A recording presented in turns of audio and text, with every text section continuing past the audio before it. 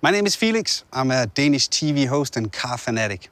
I've been invited here to California to drive the new Vision avtr. It's right in there in the hangar, and you're invited to come along to the future.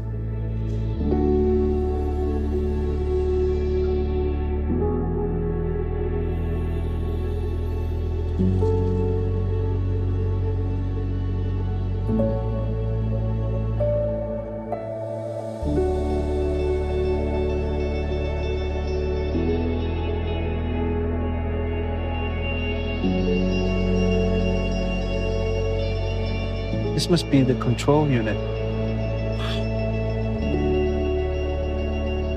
I have 1,000 questions now. So maybe it's time to bring in the designers. Well, I'm here with Gordon Wagner, Chief Head of Design at Daimler. Was that correct? Chief Design Officer. That was almost correct. Chief Design Officer. But the most important thing is that, Gordon, this car is something you authorized. What's the vision behind this car? What's it supposed to be?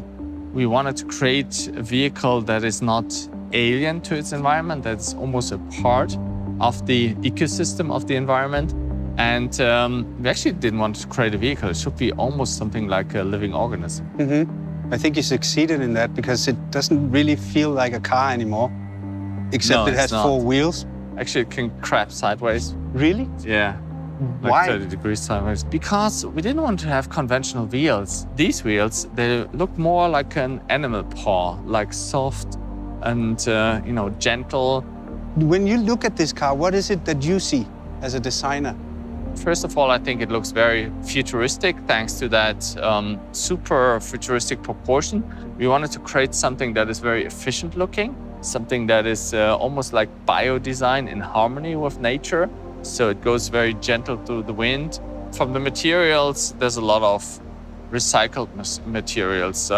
We have the dynamic car, which is fully recycled. We have this Karoon wood, which is fast-growing rattan, very sustainable. We have all these fabrics, this ocean waste plastic. Mm-hmm. So from the material side, yeah, this is completely sustainable. And of course, our vision is the 100% sustainable car, and that car should embody this.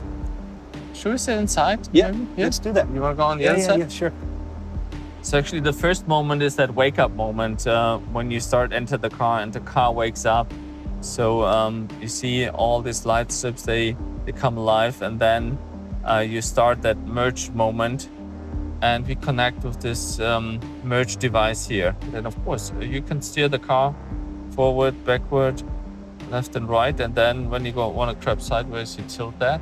So there's a sensor in there as well? Yeah, and actually if you see it, it goes up and down like the car is breathing, and then it boots up and you see the screen. And now we are actually flying through the world of Pandora. And this is so cool about this project, as we are stepping even out of the car industry and go into a different industry or merge it with a different industry. In this case, entertainment, one of the biggest entertainment companies. And for me, I see Mercedes not really as a car brand. I see it as a leading luxury brand. In fact, we want to make it the most loved luxury brand. And projects like that with corporations from other fields bring us so much more inspiration that we can elevate what we do to a different level. Can we drive? Let's go and drive. Let's take it out for a spin. And you haven't driven it before. It's No. your first time as well. Whoa. Let's move it slightly forward, okay? We are rolling. Yeah, but steering wheels are so last year.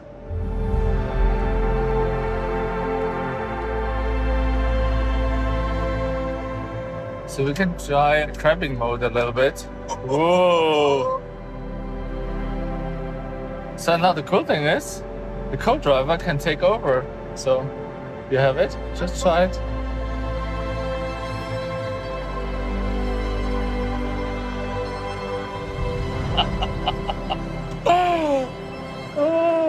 This is so cool. So, Vera, you were the head designer, lead designer on the user experience of the car, right? Yes, correct. I'm the Director of Advanced User Experience Design. Exactly. That's you. So when I saw it the first time I saw it, and I went over to it, and I had this feeling that it was trying to communicate with me, with the flaps and the lights and all. So that was your department. Correct. So everything what you see and hear, we did.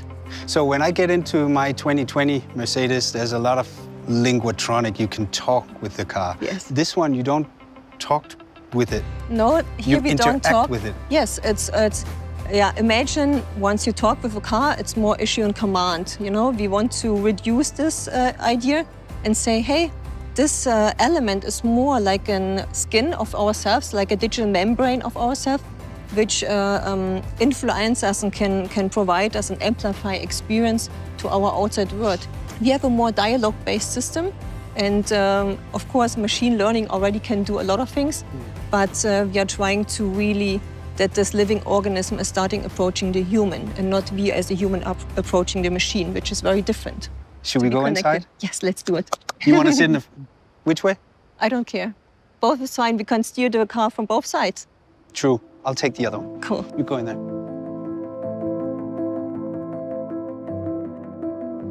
So what do we see? We see no steering wheel, we see no buttons, we see no touch screen, no pedals. No. But in the middle console, we see a device, we call it merge control. And what we see, it's pulsating. And once you want to connect with the machine, we put down our hand. What happens in my seat? And you feel the vibration in the seat of the exciters. You feel the heartbeat. It's my heartbeat now. And now we are connected to the system. So normally you as a human, you approach the car. So you steer the steering wheel, you touch a screen, you issue a command. But we did it very differently in the Vision avtr. In the Vision avtr, you lift your hand and icons are projected onto your skin. I'm not touching the display anymore or pushing a button. No. But what I do is I raise my hand. You can do the same thing on your side. And then I move left and right. And you see that icons are projected onto my skin, onto my palm. So all your senses are triggered, not only the visual one, but also the haptic one and the acoustic one. And then let's go to Pandora. Yeah. Shall I close it? Yeah. Then we select the Benji maybe. And you see how this gets pinkish. And now you look through the eyes of this Benji, you feel the heartbeat, and you see what the Benji would see. In this sense, this experience that the car is really starting approaching you with the interface is very new and unique, and it hasn't been done before. Yeah, and then, at the same time, make it look as luxury as this is. This is the future of luxury. I think you see how the exterior, the interior design, and the UX design here come together as a one whole art piece almost. When you as a department think of stuff like this, then of course everything you think of isn't possible. So you have to have a meeting with somebody in a technical department that actually tells you whether this is possible or not. Our engineers are very creative people, very knowledgeable, and only as a collaborative team, designers and the engineers, we can come up with these really functional prototypes. And it's very important. It's functional. It's not faked. It's really working. I don't quite understand all of it, but you did a good job. That's great. Well, ladies and gentlemen, I'm here with Alex Dang. He's a designer at Mercedes-Benz, and he's actually the one who drew the lines for the Vision avtr. Hi, Alex. Hi.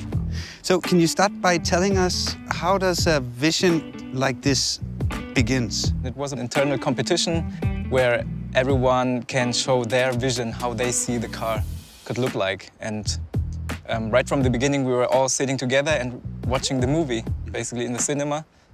And while watching the movie, I did some scribbles and was thinking about how can I implement some shapes from the movie into the car. And then you actually won the competition? Yes, it was a long process. Internally, it's a competition, but in the end, it's like a team effort because you get some ideas and the other one gets some ideas and the designs keep getting better. So how long time did it take from you put the first line on a drawing until the design was ready? It was like 2 years, I would say. Was it difficult for you? Sometimes it comes natural and then sometimes it's a struggle. But you have to deal with it and trust the process in a way. Because in the end, there will be something cool coming out. If you feel too comfortable, then you're too much in your comfort zone, I would say. And creativity is, I think, about getting out of the comfort zone, which doesn't always feel nice, but then you can create something new, something stunning. Push the limits. Push to the limits, exactly. So you came up with the idea for the wheels? Yes, because I watched the movie and I saw the wood sprites and I thought, why not trying to implement those into our vision? What was the biggest challenge for you on the design of this car? I think the biggest challenge for me was to combine the best of both worlds, like this science fiction avatar world, into our reality and still make it recognizable as a Mercedes-Benz. Let's move to the back. Yeah. Because of these flaps that makes the car come alive. What's the story with these? We have 33 flaps, and the main functions are aerodynamics, communication, and also the expression.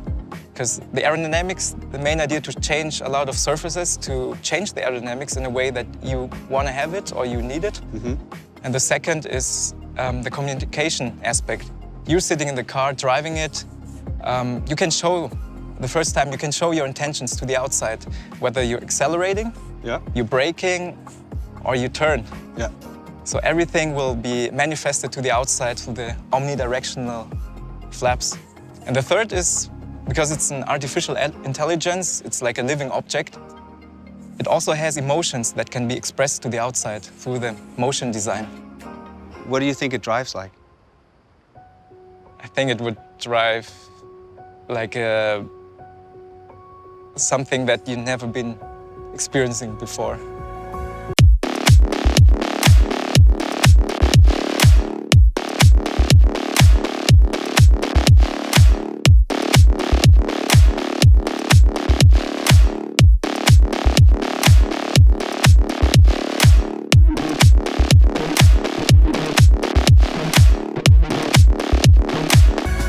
I can imagine waking up in my bed now like, oh, what's just a dream.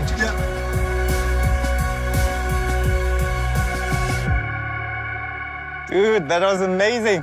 It really works. You drove your own car. That was nice.